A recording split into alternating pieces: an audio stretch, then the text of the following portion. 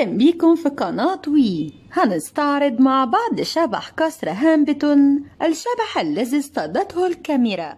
هل يمكن للكاميرا أن تلتقط صور الأشباح؟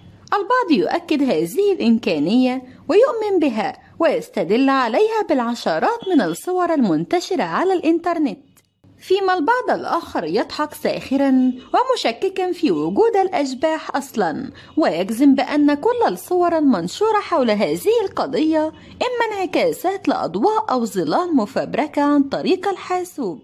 وما بين هذا وذاك اخترنا لك عزيزي المشاهد قصة لواحدة من أشهر الصور الملتقطة في هذا المضمار، والتي نشرتها العديد من وسائل الإعلام المرموقة عام 2003، وصار حولها الكثير من اللغط والجدل.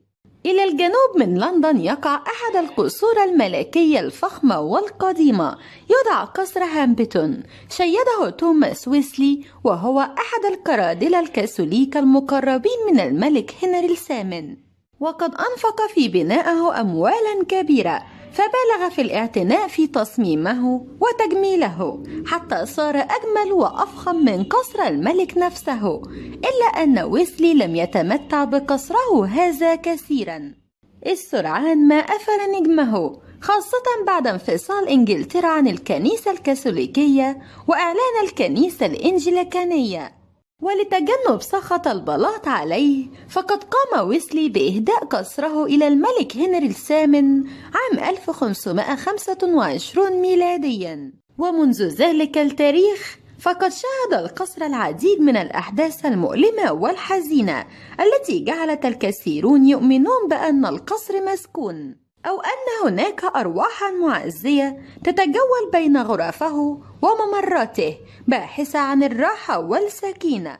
في ظهيرة أحد الأيام من عام 2003 ميلاديا، توجه الحراس نحو إحدى قاعات القصر بعد أن تناهى إلى سمعهم صوت جرس إنذار الحريق، لكن عندما وصلوا إلى هناك كانت الأبواب مغلقة وبدا كل شيء طبيعيا.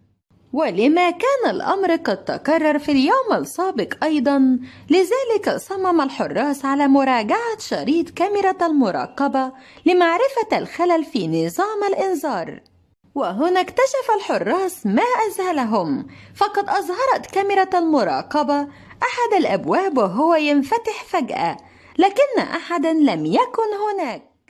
ثم فجأة ظهر من خلف الباب جسم غريب بدا كشخص يرتدي معطفا طويلا، وقام بإغلاق الباب. وقد تكرر نفس الأمر في اليوم اللاحق، حيث فتحت الأبواب من تلقاء نفسها، إلا أن الشبح لم يظهر مرة أخرى. وسرعان ما بدأت القصة تنتشر بين وسائل الإعلام، وتم عرض لقطة من شريط الفيديو الذي يظهر الشبح، وهو الأمر الذي أدى إلى موجة من الجدل حول صحة الشريط، حيث عدها المشككين محاولة لجذب السائحين، وهو الأمر الذي دفع بإدارة القصر إلى النفي بشكل رسمي وقاطع لأي محاولة من تزوير وفبركة الشريط من قبلهم. كما أكدوا أن المنطقة التي ظهر فيها الشبح لا يسلكها الحراس والأدلاء، وذلك ردا على بعض المشككين الذين قالوا أن الشبح ربما يكون أحد الأدلاء العاملين في القصر. من هو الشبح؟ كما اختلفت الآراء حول صحة وصورة الشبح، فقد اختلفت أيضا حول شخصيته.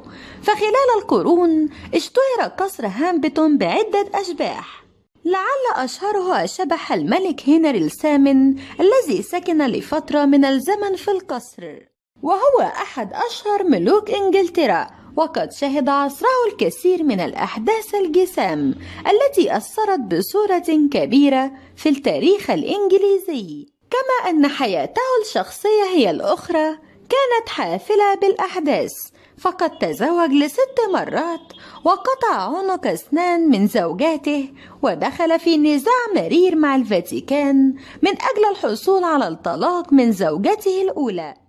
الشبح الثاني هو شبح كاثرين هاورد، الزوجة الخامسة لهنري الثامن، التي اتهمت بالخيانة الزوجية وحبست في القصر. ويروى أنها استطاعت أن تتسلل خلسة من سجنها ووصلت إلى باب مخدع الملك، فدقته باكية ومتوسلة بأن يعفو عنها، لكن الحراس سرعان ما سحبوها وأعادوها إلى سجنها، حيث تم إعدامها بعد ذلك بفترة قصيرة بقطع عنقها. ويقال أن شبح كسر لا يزال يجوب ممرات القصر إلى اليوم، باحثة عن زوجها الملك لعله يصفح عنها. الشبح الثالث هو شبح جاين سيمور، زوجة الملكة الثالثة التي توفت بعد ولادتها لإدوارد السادس الابن الوحيد للملك هنري. ويقال أنها تتجول داخل القصر بثياب النوم وتحمل في يدها شمعة مضاءة.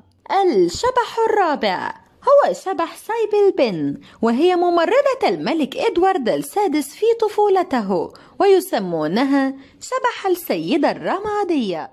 وتقول إحدى الروايات القديمة بأن سكان القصر كانوا يسمعون صوت مغزل وامرأة تغني، ورغم أنهم بحثوا كثيرا في جنبات القصر إلا أنهم لم يهتدوا إلى مصدر الصوت. لكن بعد ذلك بسنين طويلة وأثناء تعمير القصر اكتشف العمال عن طريق الصدفة غرفة صغيرة كان يوجد فيها مغزل كذلك الذي كانت الممرضة تستعمله أثناء حياتها. شكرا لمتابعتكم، سنسعد باشتراككم بالقناة وإعجابكم بالقصة، مشاركتها وتعليقكم عليها. انتظرونا في قصة جديدة من